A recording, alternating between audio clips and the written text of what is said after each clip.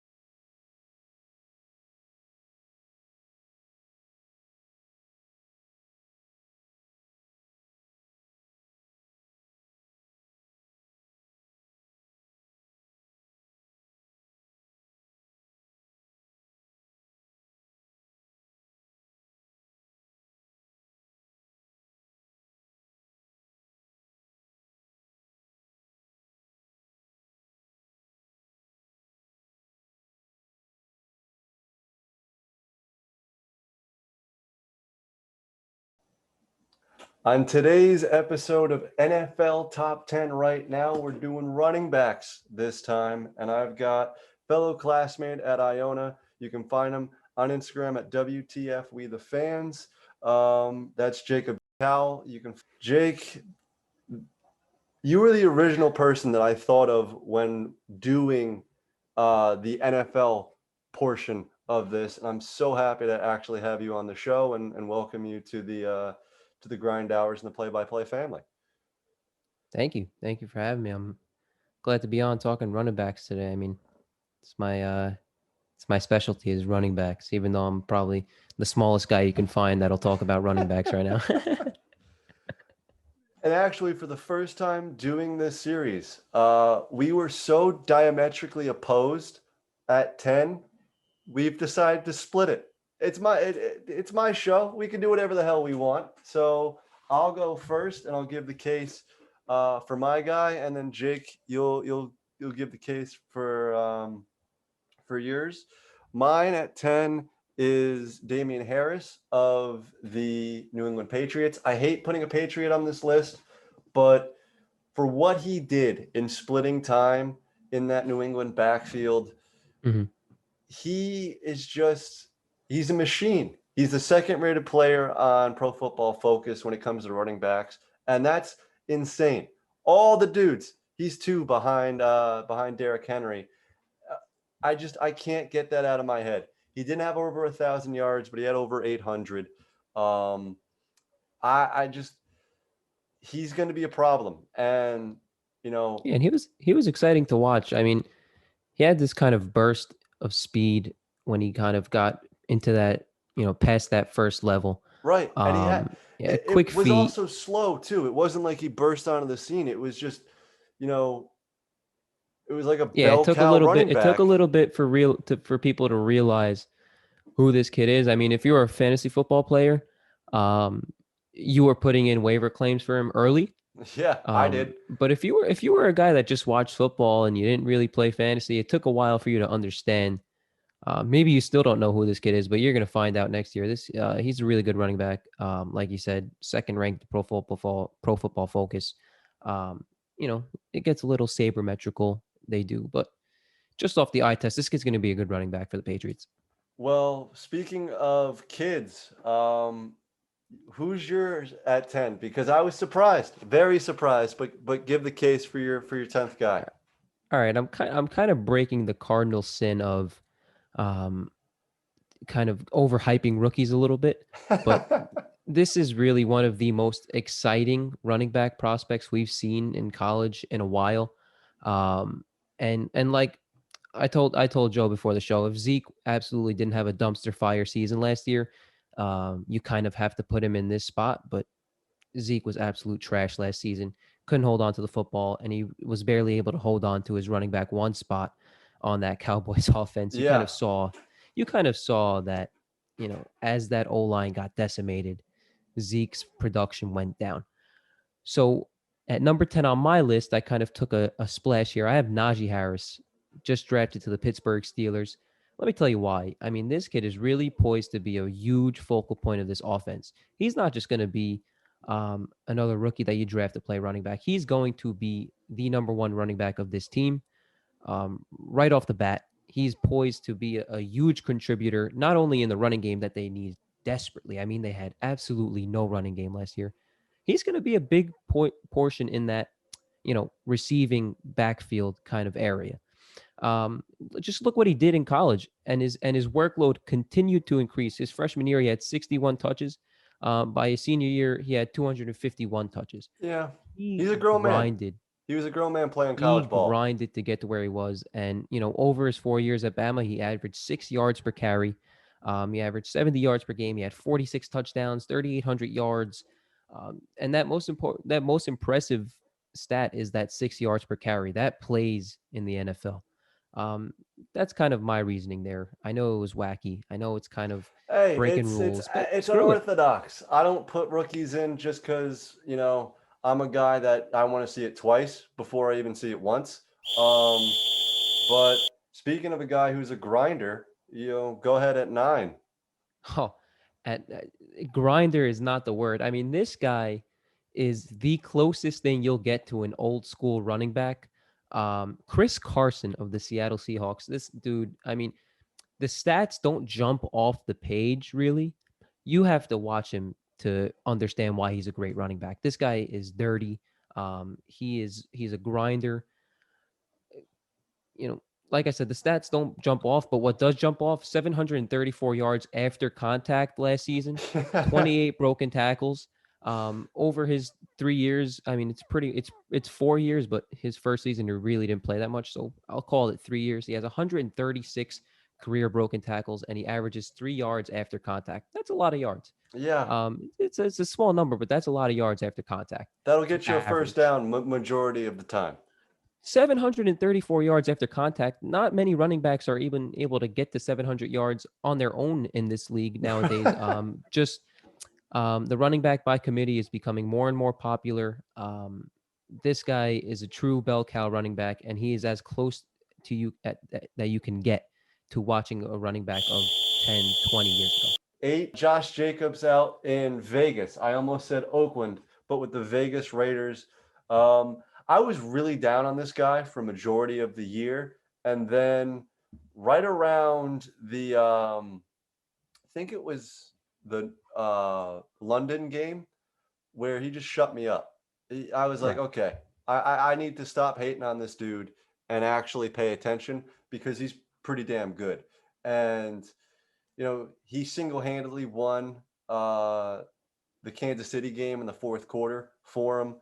He has the ability to just take over games. There's a lot of guys on this list that have that ability, but he is one of those guys that unless you have the Sunday ticket, you're not going to see every Sunday. Mm-hmm. And that's part of what this list is for, is to get the guys who you're not going to see on any given Sunday and give them their due. And he can climb on this list. He has the potential to be a top 5 running back in the league. So with that, we'll take it into number 7. Okay. And for me, it's a guy that I think could be higher, but you have to understand, like I said, the running back by committee is becoming a hot commodity these days. And this guy is in one of the best, really the two-headed monster of the NFL. Nick Chubb, he's alongside Kareem Hunt, but Nick Chubb is really the prototypical ball carrier. He's strong. He runs the ball hard every single time. He doesn't give you a lazy touch ever. He has 124 broken tackles on 488 carries in the last 2 seasons. That's the best in the NFL at breaking tackles. He rushed for 1,000 yards and had 12 touchdowns in only 12 games last year. I mean, that's super impressive. He has the best yards per carry among running backs. He has, 89 yards per game. That plays to be third among running backs in the NFL. He's a beast. You watch him and he jumps off the screen. He bounces off people. He runs hard. He's fast. There's not enough that you could say about Nick Chubb right now. No, He was also kind of that guy, kind of like what happened with Damian Harris. He kind of lost his job for a little bit, and then he came back and literally ran away with the job. Moving to 6, this is a guy that I loved last year. I still love this year for fantasy purposes. The touchdown machine. Touched it. Kind of. He got a lot of touchdowns taken away at the 1-yard line by Davante Adams, and that's Aaron Jones. We'll talk about someone. We'll talk about someone who has touchdowns stolen from him. Go ahead. Aaron Jones, 4th in the league in rushing last year with 1,104 yards. He did that with Aaron Rodgers in the same backfield, winning the MVP. At that alone should put you damn close to the top 5. He can run. If he has a really good year this year, he has top 4 potential. Look, he's set up. You don't know who's going to play quarterback in Green Bay right now. If it's Jordan Love playing quarterback for the Green Bay Packers, Aaron Jones is, he's set up for an MVP season. He's set up to, if it's Jordan Love, to lead the league in rushing next year. Yeah, because he can do it given the carries. He just, when you got 12 back there throwing to Davante Adams, you're going to take a lot of plays off. And he still gets his. He still gets his, man. Jake, who do we got at 5? We got at number 5, someone that you got to just put at number 5. It's hard. Right now, it's hard to put him above there, but Saquon Barkley, he is the running back in this league with the most potential out of anyone in terms of his talent. Fingers crossed with his really freak injury with the ACL last year. I mean, there's not much to say about Barkley other than he's really among the most talented in this league. I mean, his first 2 seasons, he had a crazy rookie season on a terrible Giants team. He has, over 1,000 rush yards in his first 2 seasons. He's huge in the passing game as well, very quietly. He had 91 receptions his rookie season. As a running back, there's not much more that you could say about Saquon Barkley. You got to see it to believe it. This guy is freaking amazing. That's coming from a diehard Eagles fan. I'm scared of him. No, as you should be, because he's, Christian McCaffrey, but 40 to 50 pounds heavier with quads the size of tree trunks. He's a freak of nature. You just see Eli Manning today on Twitter. He's like, Saquon Barkley, please stop photoshopping your legs onto my picture, my legs onto your picture. At 4 is Alvin Kamara, a guy that 2 years ago killed me in fantasy. So I swore him off to the dogs last year, and he made me pay for it. He's a guy that I know McCaffrey's in this league. I think he is the best guy out of the backfield to catch the ball. His speed and ability to evade tackles is, it's kind of like Tyreek Hill in a way. He's not as fast as Tyreek Hill, but he's as shifty. He's a very shifty running back. And oh, by the way, he can go up the gut and, put his shoulder pad in your mouth and make you see stars for 2 seconds. He's McCaffrey just with, slightly reduced numbers. I mean, he still has. He's a touchdown. Here's an interesting stat about Alvin Kamara. In 2017, 18, and 19, he had 81 catches in all 3 of those seasons, and in 2020, he had 83 catches. So, he's two more catches away from having 81 catches in all 4 of his seasons. That's I found that kind of interesting. 3, a guy that I think is extremely slept on. Maybe not so much anymore, but he has been in years past. And who's that, Jake? All right. I'm not going to spit any stats at you for this one because what I'm going to say is going to talk for itself and you'll understand it. And we're going to move on. At number 3 is Dalvin Cook. He is Derrick Henry, just without the opportunity for as many touches as Derrick Henry. Next. You're right about that. And, there was a good portion of last year where every single time that you turn on the highlights last year, it was, oh, Derrick Henry did this and Dalvin Cook did something that looks exactly the same, but just in purple Dalvin Cook puts up 1,500 rushing yards and 10 plus touchdowns with 50 to 100 less touches that Derrick Henry gets. He is Derrick Henry just without as much touches as I Derrick think Henry. he's less physical, more explosive. I don't think he's the type of guy that will throw you off and you'll land 5 yards. He's still just, if you're talking about running backs that are feared in this league, he's it's at Derrick the top Henry of the list. and then Dalvin Cook. It's fair. 2 is Christian McCaffrey. He is, maybe the most unguardable player in the league. I know a lot of people say that about unguardable. I like how you say unguardable. Because what are you going to do? In the open field, it's, pray he trips on a sprinkler head and doesn't get hurt.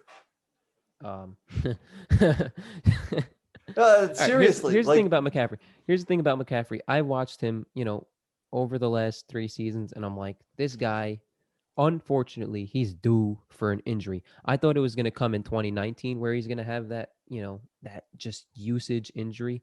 It ended up coming a year later. He was due for the workload that he was getting. It's unprecedented. It's unprecedented in this day. Because he's the only guy. You see running back committees that are 2, 3, 4 guys deep.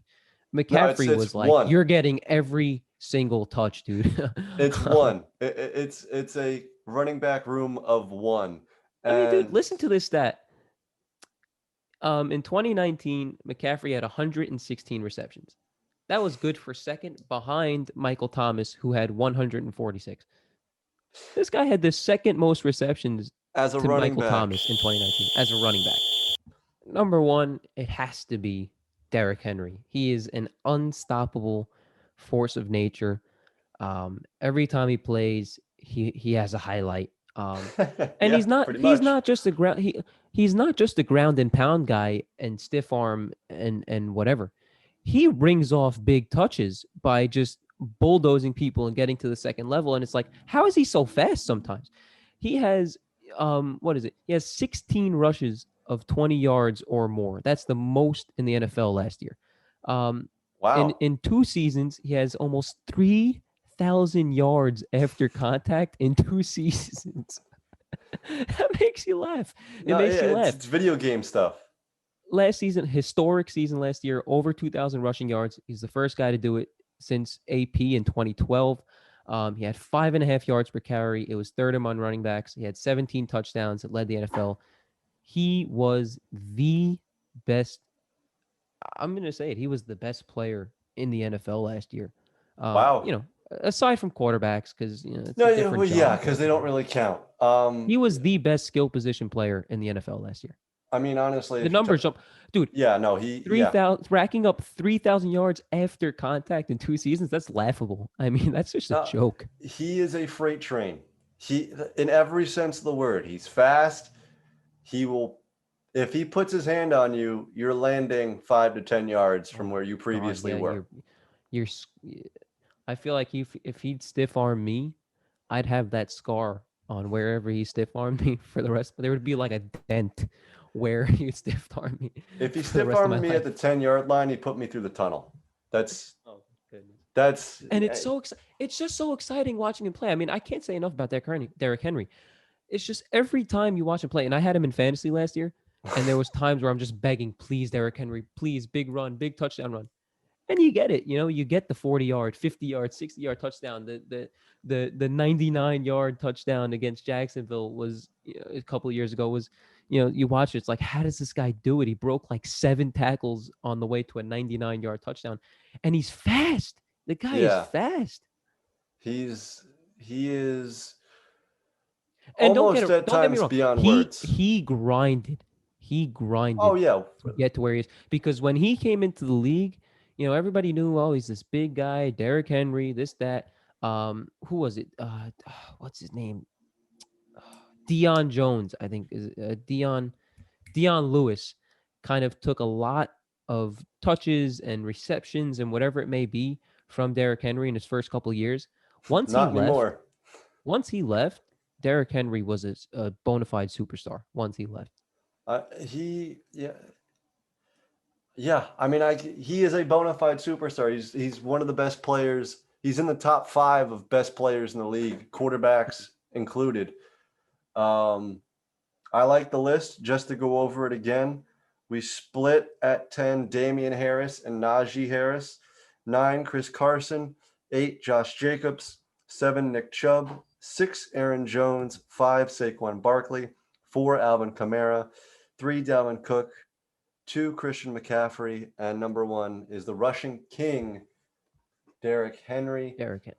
Jake, this was so much fun to do. I will definitely have you on come fantasy football season, and as the football season progresses.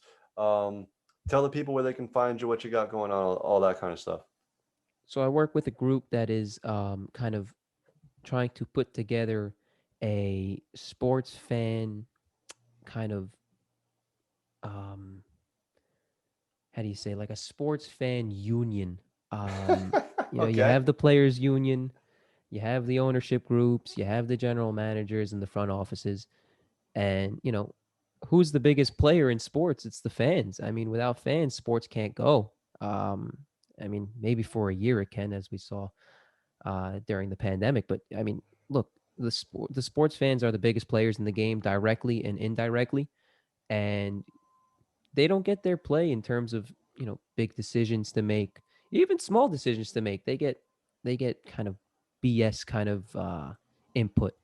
So we're trying to put together a sports fan union, and it's only going to go if it's huge. You know, it's going to be a strength in numbers kind of thing. So we're trying to grow it now, and you know, if you're here listening, there's no reason for you not to follow and interact with the page and interact with fellow sports fans. It's kind of a one-stop shop for a sports fan. So you can find it at WTF We the Fans on Instagram. Like I said, if you're a sports fan, there's no reason not to follow. Jake, this was so much fun. Be easy, brother, and I'll talk to you soon, all right? Joe, thanks for having me on, man.